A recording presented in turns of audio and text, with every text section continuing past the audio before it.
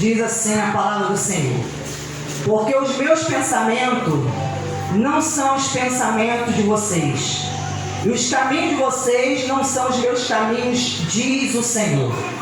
Porque assim como os céus são mais altos do que a terra, assim os meus caminhos são mais altos do que os seus caminhos, e os meus pensamentos são mais altos do que os pensamentos de vocês.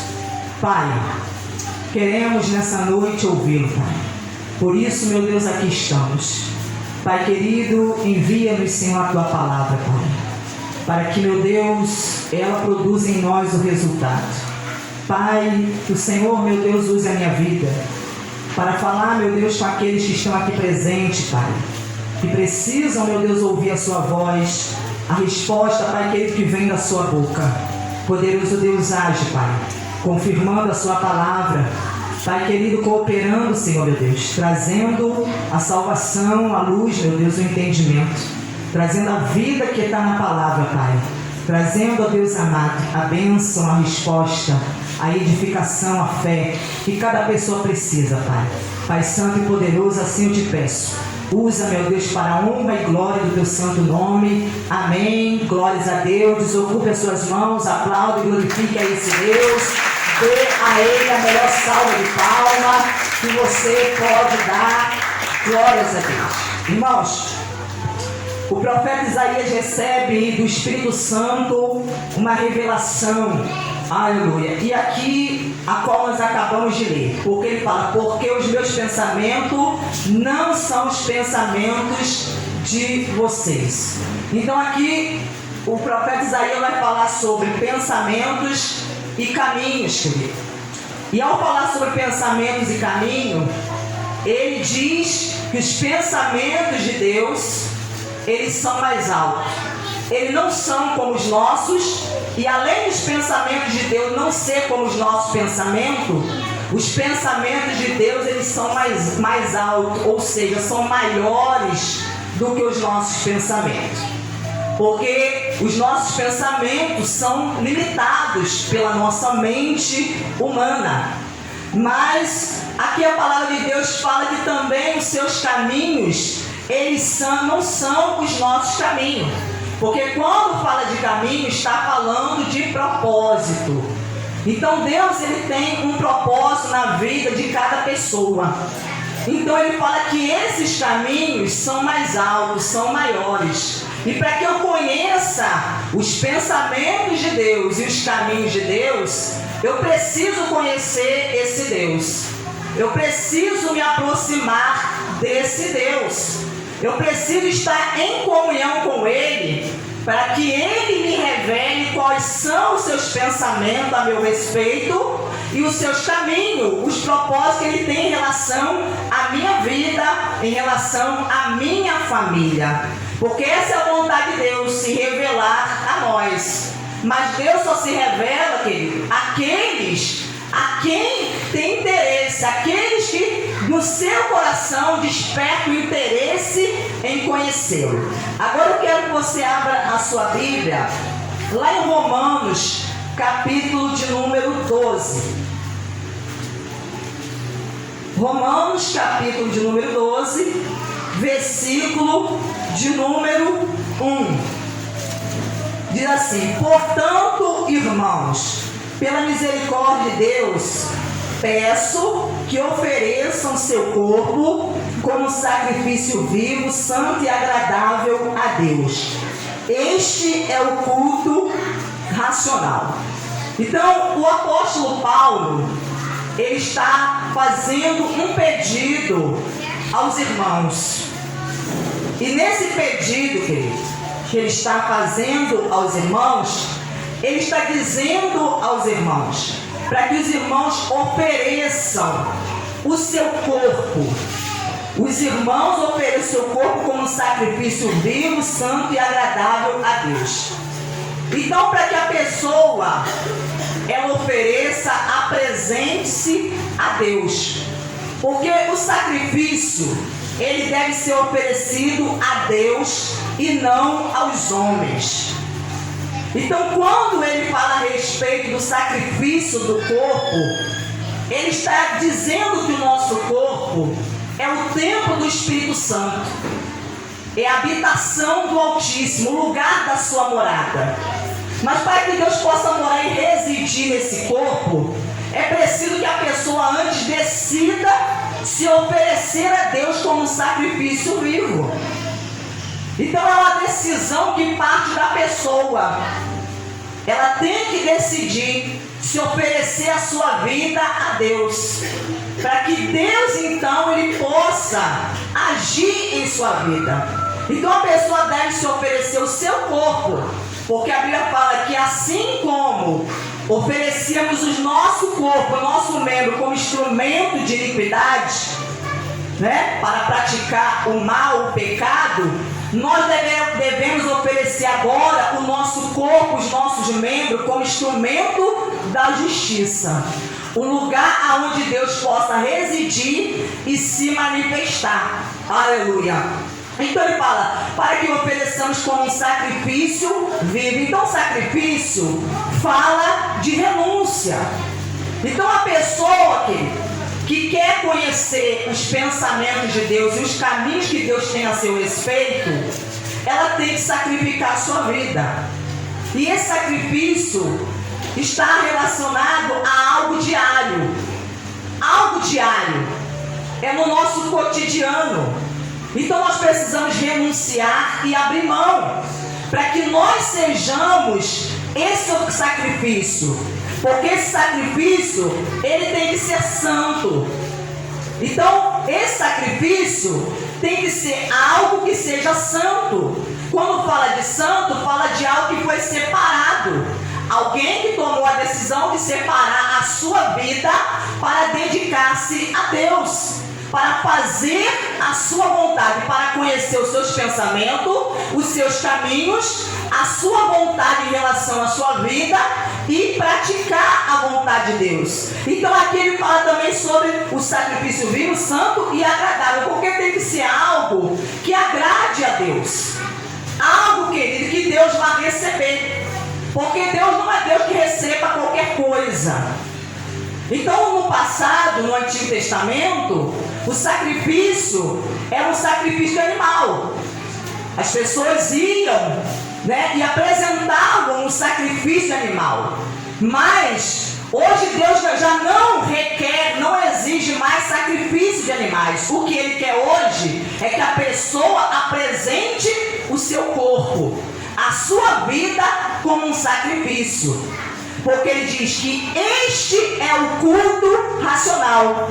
Então esse é o verdadeiro culto. É quando alguém se sacrifica por amor a Deus, para servir a Deus, para fazer a sua vontade, para obedecê-lo. Aleluia. Então esse é o verdadeiro culto que nós devemos oferecer a Deus, prestar a Deus, quer dizer, um culto racional. Está falando de algo, querido, consciente, algo que você tem plena, né, consciência, convicção naquilo que você está fazendo. Você não está fazendo de uma forma irracional, impensada, não. Você sabe o que você está fazendo e para quem você está fazendo. Aleluia. Você sabe para quem você está oferecendo a sua vida e quem está recebendo a sua vida. A quem você decidiu se entregar e servir. Então aqui fala sobre a verdadeira adoração. Porque às vezes limitamos a adoração somente a esse momento no qual nos reunimos na casa de oração e louvamos a Deus. Não! Aqui está falando, querido, de um estilo de vida, de uma decisão que a pessoa toma de fazer com que a sua vida seja uma vida a qual leva a pessoa a se sacrificar em favor a Deus. E ele fala aqui, e não vivam conforme os padrões deste mundo. Então, para que alguém conheça os pensamentos e os caminhos de Deus, é preciso, querido, que essa pessoa, ela não se conforme. Ela não se conforme. Essa palavra, né, conformar, que quer dizer você não tomar a forma. você não se amoldar, aleluia, aos padrões desse mundo.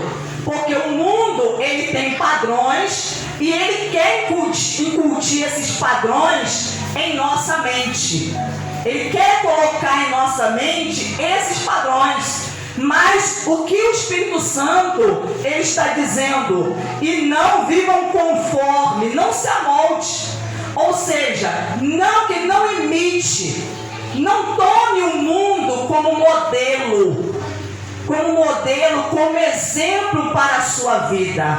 Não tome o mundo, os padrões do mundo como exemplo para que você possa imitar. Não tome, porque qual é o nosso exemplo? O nosso exemplo é Cristo. Cristo é o nosso exemplo. Deus enviou a Cristo ao mundo em semelhança de homem, para mostrar por intermédio dele que é possível um ser humano viver neste mundo que jaz no maligno e ainda assim ter uma vida separada para servir a Deus, ter uma vida de sacrifício e obediência de modo agradável a Deus. Então Cristo se tornou a nós o nosso exemplo e é a Ele que nós devemos imitar, é a Ele que nós devemos seguir. Mas o que acontece? A pessoa acaba tomando a forma do mundo. É como você pegar uma massa. Se você pegar uma massa e você colocar em qualquer modelo de forma, aquela massa, querido, ela vai tomar justamente o molde, a forma, né? Daquela forma. Aquela massa vai sair igualzinha a forma. Porque se a forma é redonda, ela vai sair redonda. Se a forma é retangular, quadrada, ou de qualquer outro tipo de forma, é exatamente assim que a massa ela vai sair. Então ele está falando, não, querido, não viva conforme esses padrões, porque isso é o que impede a pessoa de conhecer, de entender os pensamentos de Deus em sua vida e de conhecer os caminhos de Deus, porque ele fala que os meus pensamentos a teu respeito, eles são maiores, eles são mais altos. Eles são mais altos.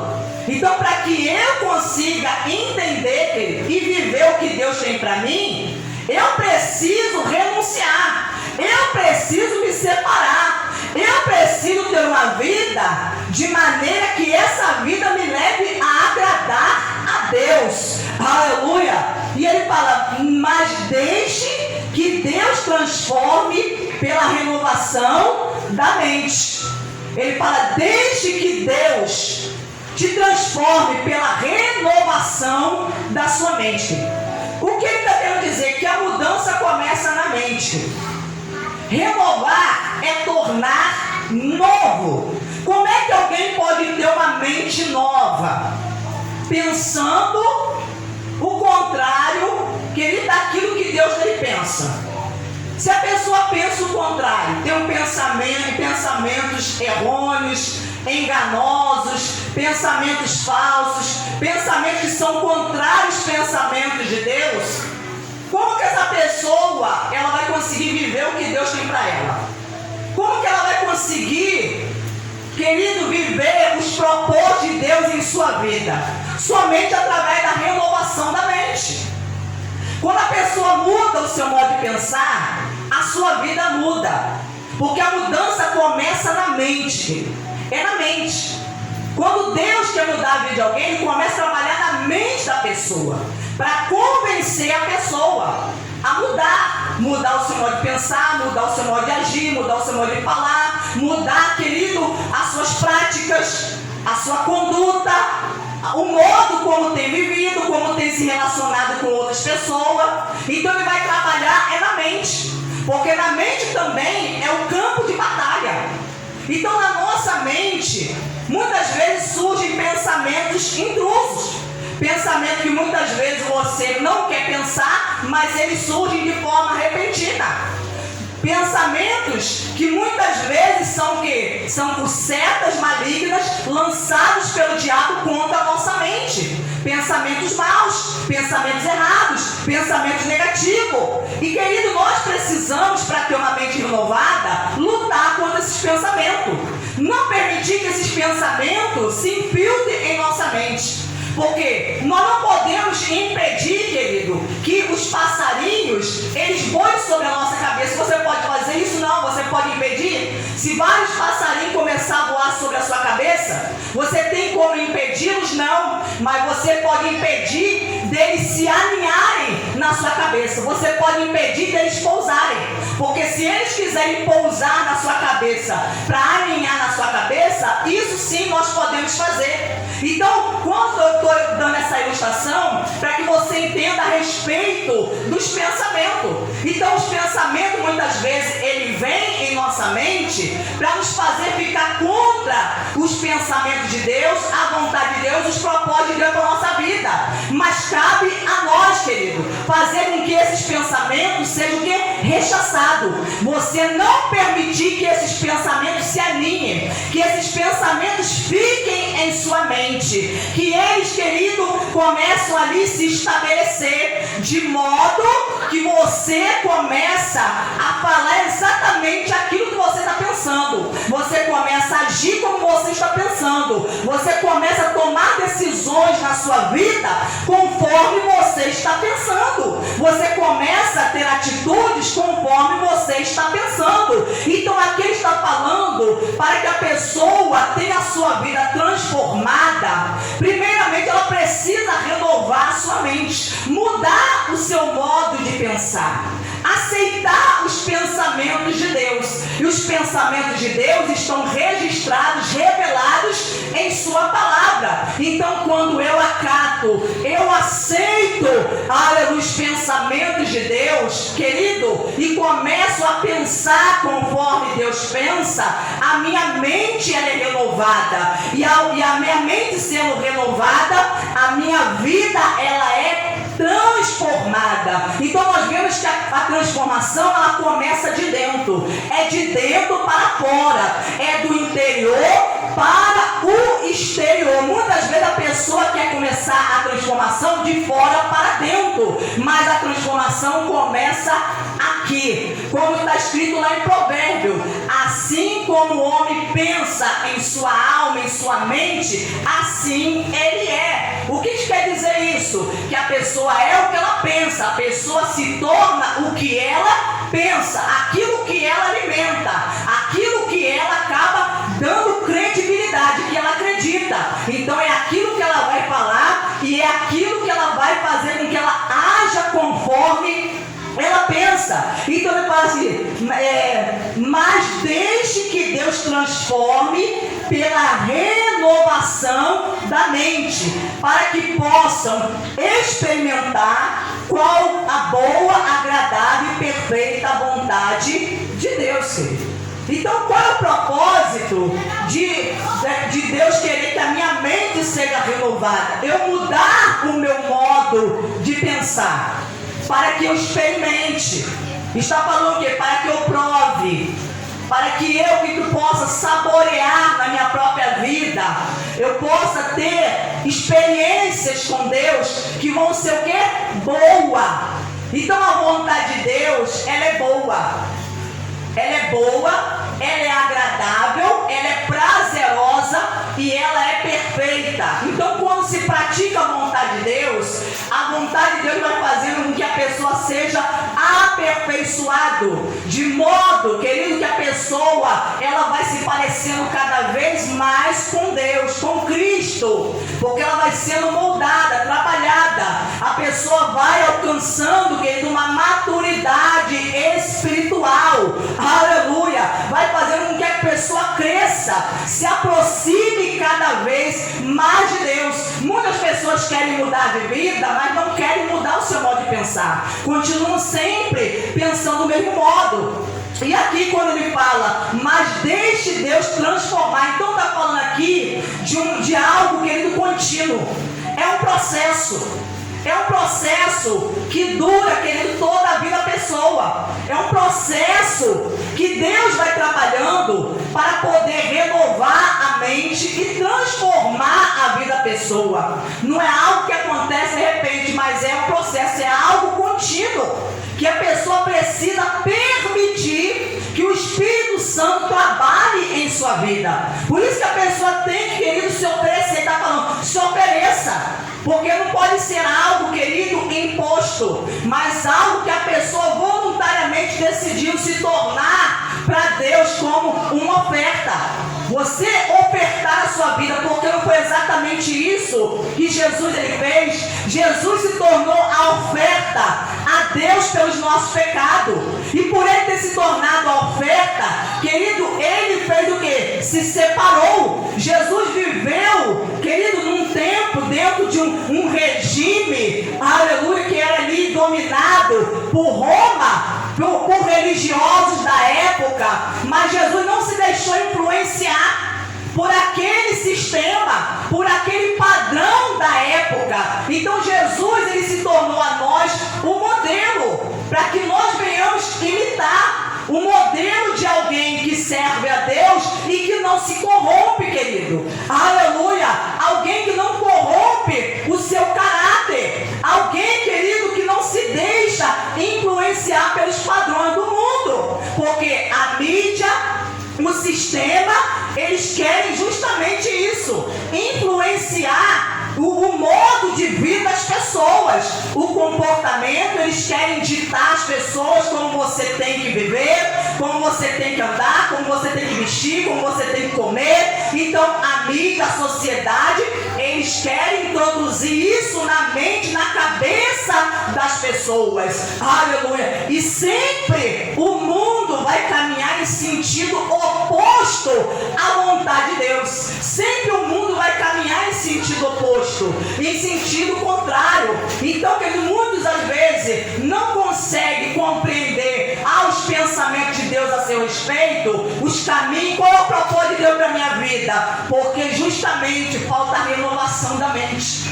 Porque a mente ainda está cheio de pensamentos do mundo, pensamentos que não são de Deus, pensamentos que Deus está dizendo para você, abandone esses pensamentos, porque ele fala que os pensamentos deles que são mais altos. Ele fala, eu pensei os pensamentos que eu tenho a teu respeito, que são pensamentos de paz e não de mal, para dar a você um futuro e uma esperança, querido. Os pensamentos de Deus são pensamentos de paz, mas o diabo quer colocar na mente da pessoa que o pensamento de Deus é um pensamento ruim, que servir a Deus, que fazer a vontade de Deus é algo desagradável, é algo que vai fazer você perder a sua liberdade. Pelo contrário, vai fazer você ganhar a sua liberdade, porque você só vai ser uma pessoa verdadeiramente livre em Deus quando você tiver uma mente renovada. Aleluia! Quando você deixar a palavra entrar e mudar o seu modo de pensar, aí você vai ver o que verdadeiramente é ser uma pessoa livre. Aleluia! Glórias a Deus. Agora eu quero que você abra comigo em Números, capítulo de número 13, versículo de número 25, diz assim: depois de 40 dias voltaram de espiar a terra. Moisés e Arão e toda a congregação dos filhos de Israel em Cádiz, no deserto de Parã, fizeram um relato do que tinham visto a eles e a toda a congregação e mostraram-lhe os frutos da terra. Relataram a Moisés e disseram: fomos à terra a qual vocês nos enviou. De fato, é uma terra onde mana leite e mel. Estes são os frutos dela, mas o povo que habita nessa terra é poderoso. E as cidades são muito grandes e fortificadas. Também vimos ali os filhos de Anak. Os amalequitas habitam na terra do Negueb, os heteus, os jebuseus e os amorreus habitam nas montanhas.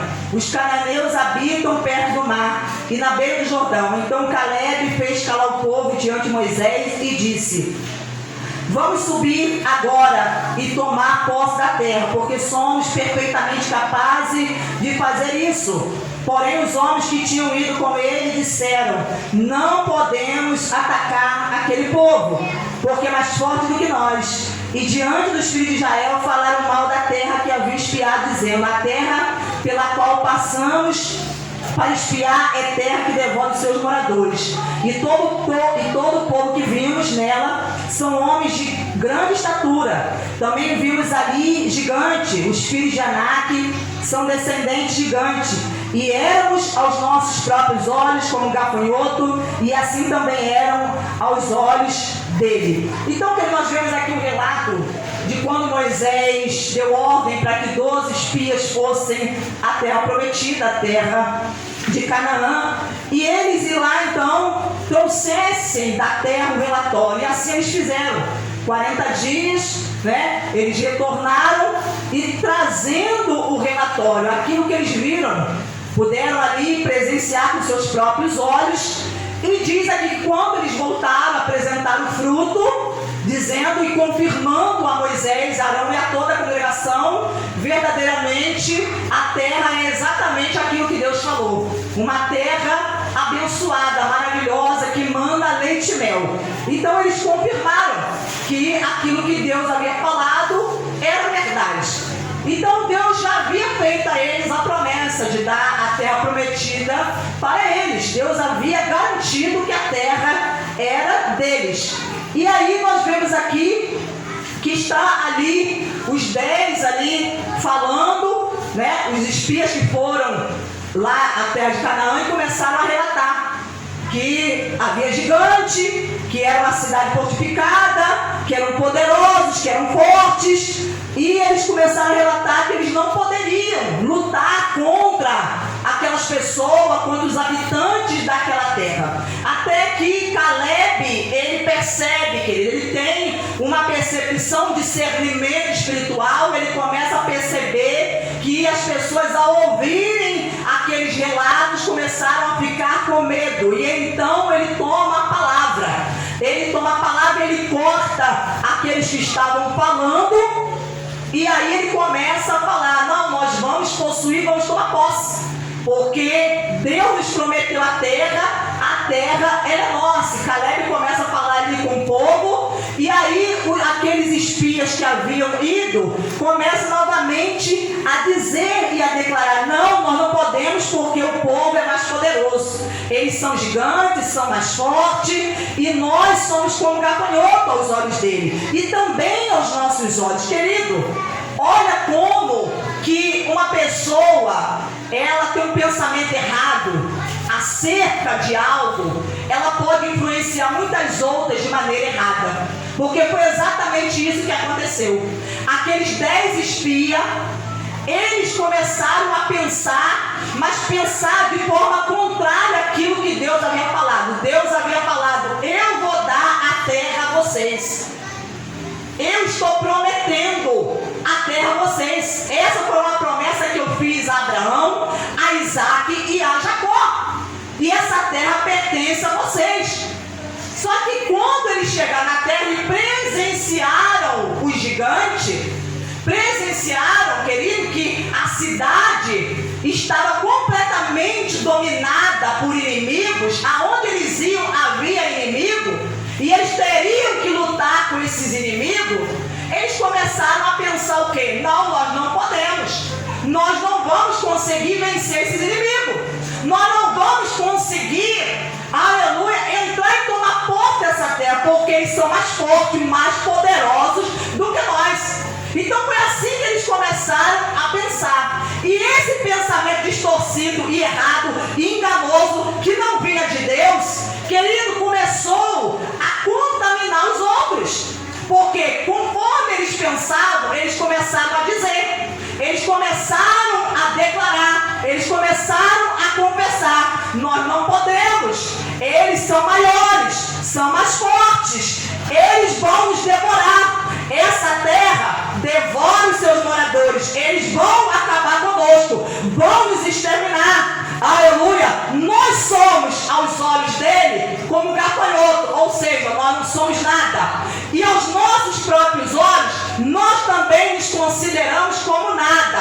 Você vê como é que um pensamento errado, querido, pode levar alguém a influenciar os outros? Então 10 homens conseguiu contaminar quase a nação inteira, a maioria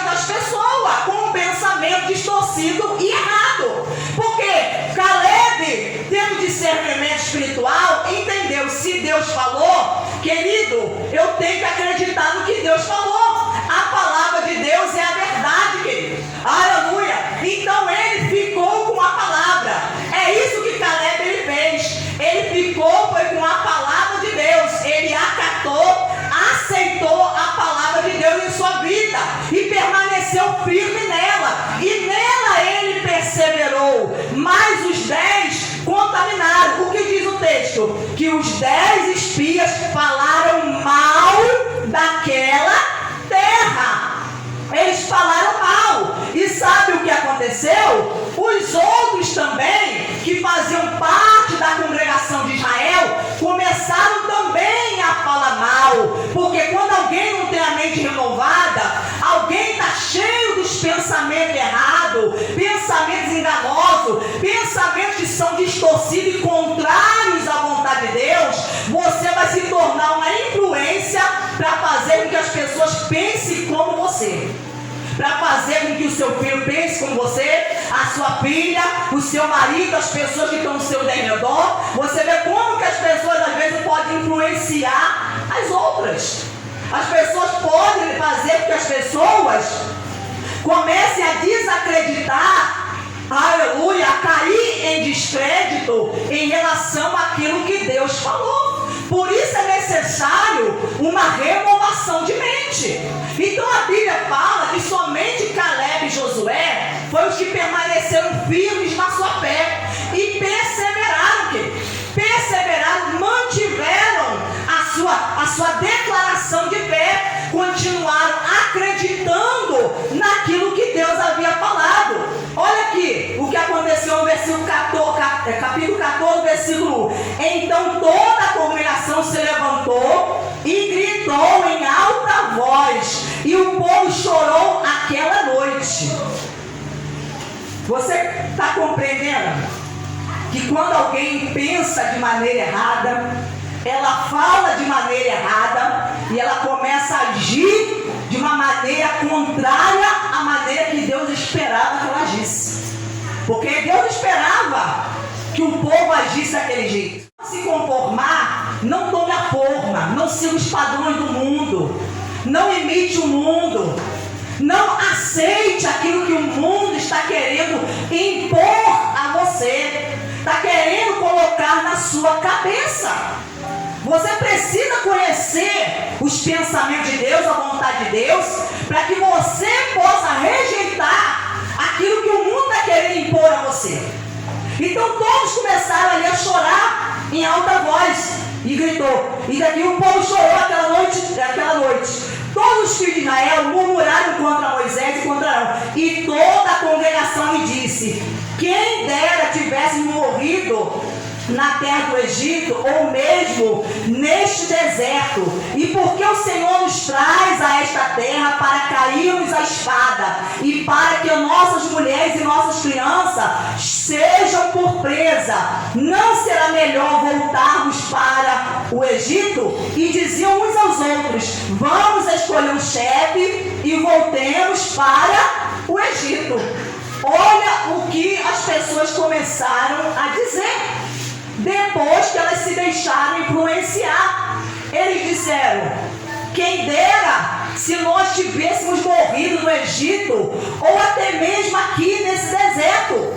Queridos, mas o pensamento de Deus era maior. Deus estava dizendo: eu quero colocar vocês na terra que eu prometi, querido, ao seu antepassado, Abraão, Isaac e Jacó. Eu quero colocar vocês numa terra boa, que mana leite e mel. Mas eles, queridos, estavam com tanto medo, tanto pavor, estavam tão incrédulos, que eles não acreditavam. Ainda que Deus falasse, ainda que Deus usasse Moisés, ainda que Deus usasse Arão, eles não conseguiam acreditar. E eles começaram a reclamar. E eles disseram: vamos voltar para o Egito. Sabe por quê, querido? Você pode observar na trajetória do povo de Israel, sempre que eles passavam por uma dificuldade, o que eles faziam? Reclamavam. E reclamavam. Quando eles tiveram sede, havia falta de água, o que eles fizeram? Reclamaram porque estavam com sede. Aí Deus providenciou a água. Quando eles estavam com fome, porque estavam no deserto, e eles começaram a se lembrar das comidas do Egito, e começaram a reclamar, então Deus foi lá e providenciou maná, providenciou as codornizes. Querido, então você vê que todas as vezes eles sempre reclamavam, e eles estavam sempre com o pensamento voltado no Egito. Sabe por quê? Porque eles saíram do Egito, mas o Egito não saiu de dentro deles. Eles saíram do Egito, Deus os tirou do Egito, mas o Egito continuava aqui, na mente deles. Era só passar por uma dificuldade que novamente eles começavam a pensar: vamos voltar para o Egito, era melhor a vida no Egito, era melhor morrer no Egito. Tudo, quer dizer, o Egito passou a ser melhor. Então você vê que eles estavam com um pensamento completamente contrário àquilo que Deus tinha para eles, querido. Deus não queria que eles ficassem com o pensamento do Egito. Se eles saírem do Egito, era para eles esquecer o Egito. O lugar deles não era mais no Egito. Deus estava fazendo com que eles caminhassem. Deus estava mostrando para eles: o propósito que eu tenho com vocês é algo novo, é uma mudança de vida, é algo melhor. É algo muito melhor do que vocês experimentaram lá no Egito. Mas por que eles não conseguiam, querido, acreditar nisso? Porque a mente, os pensamentos estavam no Egito. Porque eles continuavam escravos. Continuava escrava, a mente continuava escrava. Então a pessoa, às vezes, ela pode até vir à igreja, mas a mente dela continua escrava. Sabe por quê? Porque continua pensando do mesmo modo quando estava lá no mundo. Do mesmo modo, da mesma maneira, porque saiu do Egito, mas o Egito não sai da cabeça da pessoa, mas o Egito não sai de dentro da pessoa. Por isso que ele fala: não se conforme, não aceite o padrão do mundo, não imite o que o mundo está querendo trazer para vocês. Então eles estavam sempre querendo a vida igual à vida do Egito. Nós queremos comer a comida do Egito, nós queremos viver como viviam os egípcios. Estavam sempre com esse mesmo pensamento e disseram: vamos voltar para o Egito. E diz aqui no versículo de número 5: então Moisés e Arão caíram sobre o seu rosto diante da congregação dos filhos de Israel. E Josué, filho de Nun, e Caleb, filho de Jefoné, que eram daqueles que espiaram a terra, rasgaram as suas roupas e falaram a toda a congregação dos filhos de Israel, dizendo: a terra pela qual passamos para espiar é terra muitíssimo boa. Querido, olha só as palavras de Josué, completamente diferentes das palavras dos demais, dos filhos de Israel, completamente diferente dos 10 espias. Josué disse: a terra que nós espiamos é muitíssimo boa. Se o Senhor se agradar de nós, então nos fará entrar e nos dará essa terra, que é uma terra que manda leite e mel. Tão somente não sejam rebelde contra o Senhor e não tenham medo do povo dessa terra, porque como pão os podemos devorar. A proteção que eles tinham se foi. O Senhor está conosco e não tenha medo deles. Então olha as palavras de Josué, dizendo: não tenham medo deles, o Senhor está conosco. Como pão nós vamos devorá-los, somos nós que vamos acabar com eles, não é eles os nossos inimigos que vão acabar conosco. Se o Senhor se agradar de nós, Ele vai nos dar essa terra, Ele vai nos abençoar, vai cumprir a sua promessa. Apesar disso, toda a congregação diz que Josué e Caleb deveriam ser apedrejados. Porém, a glória do Senhor apareceu na tenda do encontro a todos os filhos de Israel. O Senhor disse a Moisés: até quando este povo me provocará? E até quando não crerão em mim? Apesar de todos os sinais que fiz no meio dele, vou feri-los com pestilência e deserdá-lo, e farei de você povo maior e mais forte do que este. Querido, eles fizeram com que Deus se desagradasse deles de uma tal forma, por causa das constantes murmurações. reclamações. Deus falou: até quando esse povo vai me provocar? Porque o povo de Israel estava completamente provocando a Deus, provocando, deixando Deus irado com as suas palavras, o modo como eles pensavam, as suas atitudes, aquilo que eles falavam, porque não somente, querido, eles estavam contaminados, mas eles se deixaram se influenciar e contaminar pelos outros, contaminar outras pessoas. Então olha como, querido, é perigoso a pessoa que não tem uma mente renovada. Ela se torna um instrumento do diabo, se torna um instrumento do diabo, um instrumento das trevas, um instrumento do mal, porque ela vai influenciar outros a um caminho completamente errado, a um caminho que não é o caminho de Deus, porque o caminho de Deus para eles é o caminho que conduzia à terra prometida, à terra de Canaã, ao cumprimento de uma promessa. Mas os outros influenciados não vão por esse caminho, não. Esse caminho que Deus está falando para vocês andar, trilhar, não, esse caminho aí, esse caminho tem gigante, esse caminho aí tem muitos inimigos, esse caminho aí você vai enfrentar muitos problemas, esse caminho aí você vai passar por isso, você vai passar por aquilo, você vai passar por luta, você vai passar por provações, aleluia. Então você vê que eles estavam ali com um pensamento completamente errado, querido. E quantos estão com pensamento errado a respeito de Deus, a respeito, querido, do mundo espiritual, a respeito da palavra de Deus, a respeito do reino de Deus, estão com pensamento completamente distorcido. Mas por quê? Porque não querem, querido, fazer o que a palavra nos ensina, se oferecer a sua própria vida como um sacrifício vivo, santo e agradável a Deus, querido. Não querem se oferecer a Deus, simplesmente querem que Deus cumpra o que Ele disse, o que Ele falou, aleluia. Mas para Deus cumprir o que Ele falou, Ele precisa que a mente da pessoa se renove. Então nós vemos aqui dois exemplos de pessoas que tinham a mente renovada, Caleb e Josué.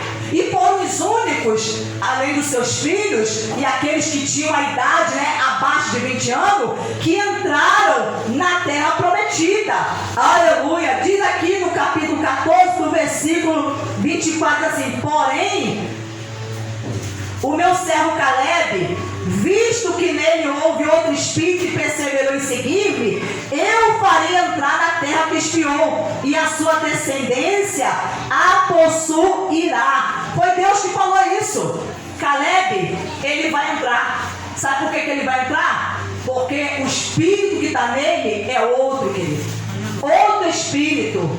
Ele tem outro espírito. E ele perseverou em me seguir, em fazer minha vontade. Ele permaneceu crendo, mesmo diante das oposições, das ameaças, mesmo quando os filhos de Israel disseram: vamos apedrejá-lo, vamos matar Caleb e Josué. Eles permaneceram firmes em sua fé. Agora aqui no capítulo 14, do versículo, diz aqui, no versículo 38, diz assim: os homens que Moisés havia mandado para espiar a terra, e que voltando fizeram murmurar toda a congregação contra ele, falando mal da terra, esses mesmos homens que falaram mal da terra morrerão de praga diante do Senhor. Mas Josué, filho de Nun, e Caleb, filho de Jefoné, que eram dos homens que foram espiar a terra, sobreviverão. Querido, toda aquela congregação morreu. A maioria deles morreu.